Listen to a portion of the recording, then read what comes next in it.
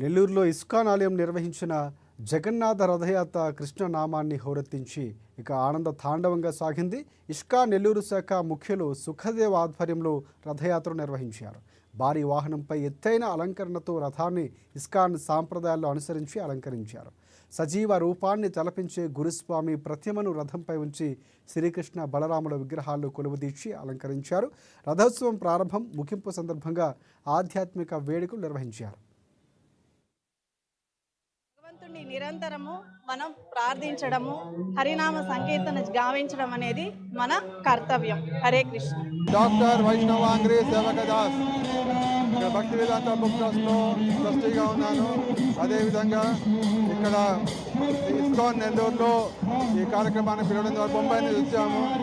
ఇక్కడ హరినామ సంకీర్తన జరుగుతోంది. నెల్లూరులో 12వసారి రథయోత్సవం మొట్టమొదటి జగన్నాథ రథయాత్ర ప్రారంభించాము. ఇప్పుడు జగన్నాథ రథయాత్రకు స్థానంలో కృష్ణ బలరాముల రథయాత్ర, ఇదే గౌనితాన రథయాత్ర. కలియుగంలో హరినామ సంకీర్తనమే యుగ ధర్మం. ప్రతి మానవుడు పాటించవలసిన ధర్మమే యుగ ధర్మము. దీనిలో పిల్లవాళ్ళు, పెద్దవాళ్ళు, ముసలివాళ్ళు, ముసలివాళ్ళు ఎవరైనా కూడా ఈ హరినామ సంకీర్తనలో పాల్గొనగలుగుతారు. తద్వారా వారి యొక్క సమస్త పాపాలు నశించిపోతాయి.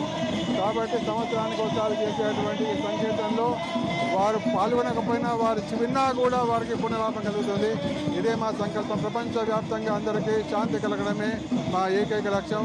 అదే ఇస్కాన్ వారి ప్రయోజనం. ఇస్కాన్లో ఈ రథయాత్రను ప్రారంభించింది మా సంస్థాపక ఆచార్యులైనటువంటి కృష్ణ కృపామూర్తి జగద్గురు శ్రీల ప్రభుపాదుల